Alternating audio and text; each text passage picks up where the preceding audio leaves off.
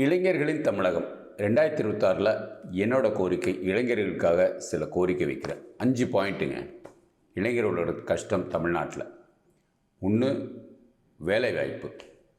வடநாட்டுக்காரங்க இங்கே எல்லாமே எடுத்துகிட்டு போயிடுறாங்க. அது இல்லாமல் அரசாங்க வேலையே ரொம்ப தாமதமாகுது. இன்னொன்று, டிரான்ஸ்பேரன்சி இல்லை, ஒரு வெளிப்படைத்தன்மை இல்லை. தாழ்த்தப்பட்ட சமுதாயத்துக்கு கொடுக்க வேண்டிய வேலை சில நேரம் பிற்படுத்தப்பட்டவர்களுக்கு கொடுத்துட்றாங்களோ இல்லை அந்த மாதிரி உள்ள ஒரு சூழ்நிலை இருக்குது. ஸோ வெளிப்படைத்தன்மை அப்படியே வேலைவாய்ப்பு அறிவிச்சிருக்காங்களா, கட்டாயம் அதை ஒரு மாதத்துக்குள்ளே அவங்களுக்கு வேலை இருக்கா இல்லையா, எந்த இடத்துல வேலை இருக்குது, அதில் தாழ்த்தப்பட்ட சமுதாயத்துக்கு போகிற பங்கு கரெக்டாக இருக்கா, பிற்பட்டப்பட்டவர்களுக்கு பங்கு கரெக்டாக இருக்கா, மிகவும் பிற்பட்டப்பட்டவர்களுக்கு இதுக்கு இடம் ஒதுக்கீடு கரெக்டாக இருக்கா, இந்த டிரான்ஸ்பேரன்சி எல்லோரும் கேட்டுட்ருக்கோம். ரெண்டாவது, திமுக அரசு பல ஊழல்கள் பண்ணியிருக்காங்க. அந்த விசாரணை மிக மிக மிக மெதுவாக, தாமதமின்றி வெளிப்படைத்தன்மையோடு அது நடந்துக்கணும். லைவ் டெலிகாஸ்ட் இருக்கணும். அதாவது சில ஊழல்கள், எந்த ஊழல்னாலும் 10 ரூபா இருந்தாலும் 10 கோடி இருந்தாலும் 10,000 கோடி இருந்தாலும் ஊழல் தான். அந்த ஊழல்களுக்கு ஒரு வெளிப்படைத்தன்மை கட்டாயம் வேணும்.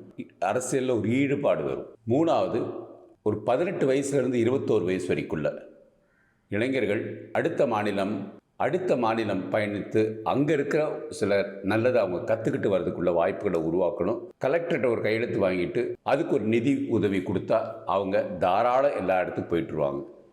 இங்கிலாந்து போல உள்ள நாடுகளில் 21 வயசு வரைக்கும் அவங்க உலகமே சுற்றி பார்க்குற அளவுக்கு ஊக்கத்தொகை கொடுக்கறதுக்கு முன் வந்திருக்கிறாங்க. இது போன்ற நம்ம உலகம் சுற்றுறது ரெண்டாவது இருக்கட்டும், நம்ம கேரளா மாநிலம், வடநாட்டு மாநிலங்கள், காஷ்மீர், லடாக், இங்கெல்லாம் நம்ம இளைஞர்கள் போயிட்டு வர்றது அது ஒரு உற்சாகமாக இருக்கும். அந்த மாதிரி போயிட்டு வர்ற நேரத்தில் அவங்களுக்கு மதுவில் சிந்தனையோ இல்லை நமக்கு வேலை வாய்ப்பு இல்லையேங்கிற சிந்தனை இல்லாமல் அங்கே இருக்க புது கலாச்சாரம் கற்றுட்டு இங்கே புதிய வேலைகள் அவங்களாக தொடங்குவதற்கு முன் வருவார்கள். இன்னொன்று, ரிசர்ச், ஆராய்ச்சி.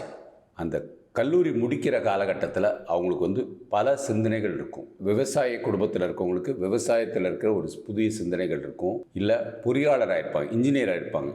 இன்ஜினியர் முடிக்கும் போது அதில் ஒரு புதிய சிந்தனை இருக்கும். இதுக்காக அவங்களுக்கு ரிசர்ச் தெரியாமல் வேலைக்கு போகணுங்கிற ஒரு சூழ்நிலை இருக்கும். அந்தந்த பள்ளிக்கூடத்துலையோ இல்லை தாலுக்கு வழியாக சில ஆராய்ச்சி மையங்கள் வச்சு அதுக்குள்ள ஊதிய தொகையும் கொடுத்து அவங்கள ஊக்கப்படுத்தணும். அவங்களுக்கு ஒரு சிந்தனையில் ஒரு விழிப்புணர்வு வரும். தன்னாலேயும் பல ஆராய்ச்சி நிபுணர்களாக அப்துல் கலாமாகவோ ஜிடி நாயுடு இந்த மாதிரி உள்ள ஆட்களாக அவங்க ஸ்ரீதர் வேம்பு இவங்கள மாதிரி உள்ள ஆட்களாக வர்றதுக்கு உள்ள வாய்ப்புகள் உருவாக்கணும். அதனால் பயிற்சி மையங்கள் ப்ளஸ் அதோட ஊக்க ஊதிய தொகை இது மிக மிக அவசியம். படித்து முடித்ததுக்கப்புறமும் இன்னும் அப்பாட்டையோ அம்மாட்டையோ செலவுக்கு காசு கேட்குறது ஒரு அவமான சினிமா தான் இளைஞர்களுக்கு இருக்குது. அதனால் அவங்க தேவையில்லாத சில வேலைகள்லையோ இல்லை தேவையில்லாத சில கெட்ட பழக்கங்களையோ ஈடுபட ஆரம்பிக்கிறாங்க. இது இல்லாமல் இருக்கணும் அப்படின்னா ஒரு 18 வயசுலேருந்து ஒரு 22, 25 வயசு வரைக்கும் அவங்களுக்கு ஒரு ஊதியத்தொகை, ஒரு மினிமம் ஊதியத்தொகை மாதம் ஒரு 1000 ரூபா கொடுத்துட்ருக்காங்கன்னு வச்சுக்கோங்க. கட்டாயம் அவங்க எந்த ஒரு தவறான வழிக்கு போகாமல் ஒரு மன உறுதியோடு இருப்பாங்க. தேவையில்லாத பொருளாதார சிக்கல்லையோ இல்லை மன வருத்தத்தினாலேயோ தற்கொலை முயற்சிகள், தற்கொலை பண்ணாமல் ஒரு தலை நிமிர்ந்த தமிழனாக திகழ்வார்கள். ஊக்கத்தொகை கட்டாயம் அவர்களுக்கு தேவை. ஊக்கத்தொகை இருந்தாலே இந்த மாதிரி உள்ள கெட்ட பழக்கத்துக்கு போகணுன்னு தேவை இருக்காது. நாலாவது, போதைப் பொருள்கள் இல்லாமல் இருக்கணும்னா கலாச்சாரம் மற்றும் விளையாட்டு எல்லா கிராமந்தோறும் அதிகப்படுத்தணும். ஒவ்வொரு பஞ்சாயத்தரும் அதை அதிகப்படுத்தணும். அதுக்கு ஒரு முயற்சிகள் கட்டாயம் எடுக்கணும். எல்லாரும் கிரிக்கெட் தான் விளையாடணும், எல்லாரும் ஃபுட்பால் தான் விளையாடணும் அப்படிங்கிறது இருக்கக்கூடாது. சிலர் கபடி விளையாடணும்னு நினைப்பாங்க, நீச்சல் விளையாடணும்னு நினைப்பாங்க, சிலர் குதிரை பந்தயத்தில் கலந்துக்கணும்னு நினைப்பாங்க, குதிரை ஓட்டம் கற்றுக்கணும்னு நினைப்பாங்க, மலை ஏறுறது கற்றுக்கணும்னு நினைப்பாங்க. ஸோ அதுக்கு தகுந்த மாதிரி உள்ள சூழ்நிலை உருவாக்கணும். இதனால் பஞ்சாயத்தரும் இதுக்குள்ள நிதி ஒதுக்கி அதை இளைஞர்களே கட்டுப்பாட்டுக்குள்ள அவங்களே குழு அமைச்சு அந்த குழு இதனால் அவங்களுக்குள்ள ஒரு டீம் பில்டிங் அதை உருவாக்கணும். இப்போ இருக்கிற இதில் கேஸ்ட் பேஸ்ட் நிறைய இருக்குது. தாழ்த்தப்பட்ட இளைஞர்கள் பிற்பட்டப்பட்டவர்கிட்ட இளைஞர்கிட்ட போகிறதுக்கு கொஞ்சம் அச்சம் இருக்குது, தயக்கம் இருக்குது. பள்ளிக்கூடத்தில் ஒன்றா இருக்கிறாங்க, ஆனால் பள்ளிக்கூடத்து வெளியில் வந்தோன்னே அப்படியே கொஞ்சம் ஒதுங்கிடுறாங்க. இது இல்லாமல் இருக்குன்னா அதை ஒட்டியே ஒரு கலாச்சார உலகம் இருக்கணும். அதுலேயே விளையாட்டு மையமாக இருக்கணும். ஸோ விளையாட்டு மையமும் கலாச்சாரமும் ஒன்று சேர்ந்து இருக்கணும். ஸோ பாட்டு கற்றுக்கிறவங்க பாட்டு கற்றுப்பாங்க, டான்ஸ் கற்றுக்கிறவங்க டான்ஸ் கற்றுப்பாங்க, இல்லை மிருதகம் கற்றுக்கிறவங்க, ட்ரம்ஸ் கற்றுக்கிறவங்க, இதெல்லாமே அதுக்குள்ளேயே அடங்கி இருக்கணும். இந்த மாதிரி உள்ள ஒரு கலாச்சாரம் இருந்துச்சுன்னா போதைப் பொருளுக்கு அடிமையாக மாட்டாங்க. இதுக்கெல்லாம் பணம் எங்கேருந்து வரும்னு கேட்குறீங்களா? நமக்கு தான் இருக்கே டாஸ்மாக் பணம். அது எங்கே போகுது? சும்மா வெட்டியாக தான் எதுலையா போயிட்டுருக்கு.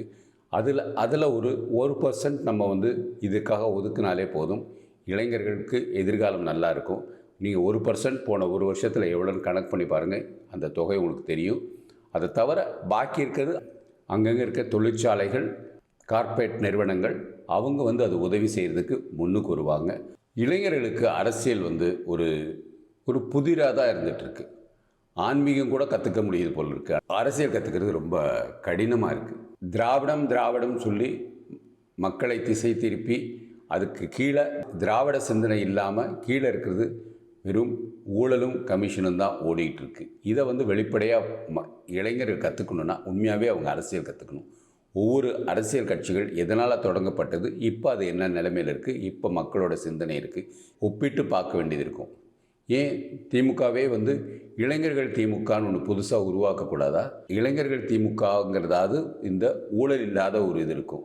பட் ஆனால் அந்த மாதிரி சூழ்நிலை இல்லாததுனால தான் விஜய் போன்ற இளைஞர்கள் புதுசாக வந்து கட்சி உருவாக்குறாங்க. இல்லை இளைஞர்களுக்காக உள்ள கட்சிகள் இளைஞர் உருவாக்கணுன்னா அவங்களுக்கு வந்து பொருளாதாரத்திலையும் மக்கள் கஷ்டத்துலேயும் சோஷியல் ஜஸ்டிஸ், சமூக நீதி தெளிவாக கற்றுக்கொள்ள வேண்டும். சமூக நீதி கற்றுக்கிட்டால் தான் உண்மையாகவே அவங்க திராவிட கட்சியில் வந்து சமூக நீதி பற்றி ஏதாவது பண்ணுறாங்களான்னு தெரியும். சமூக நீதி, சமத்துவம், பொருளாதாரம், பெண்களுக்கு தேவையானது, முதியோர்களுக்கு தேவையானது, இது எல்லாமே வந்து அரசியல் சம்மந்தப்பட்டது தான். தெரியாமல் அவங்களோட அப்பா அம்மா என்னென்ன கட்சியோ அதோடு சேர்ந்து பயணிக்கிறாங்க. அதில் போன பிறகு வந்து அதுக்கப்புறம் அதை வந்து அவங்களால வெளியில் வர முடிய மாட்டேங்குது. இளைஞர்கள் வந்து அரசியல் கற்றுக்கிட்டு உங்கள் பகுதியில் இருக்கிற உண்மையான பிரச்சனைகள், பள்ளிக்கூடம் எப்படி இருக்கணும் நீங்கள் விருப்பப்படுறீங்க அது மாதிரி இருக்கா, இல்லை கோயில்கள் எப்படி இருக்கணும்னு விருப்பப்படுறீங்க, இல்லை கோயில் பணம் எப்படி மக்களுக்கு போய் சேரணும், இந்த மாதிரி உள்ள அரசியல் நிறைய கற்றுக்கிட்டு உங்கள் பகுதியில் நீங்கள் நிற்கிறதுக்கு முன்னுக்கு வாங்க.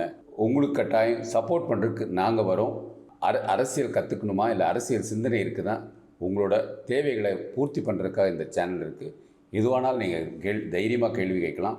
தொடர்ந்து பேசுவோம். வாழ்க பாரதம், வளர்க இளைஞர் சமுதாயம்.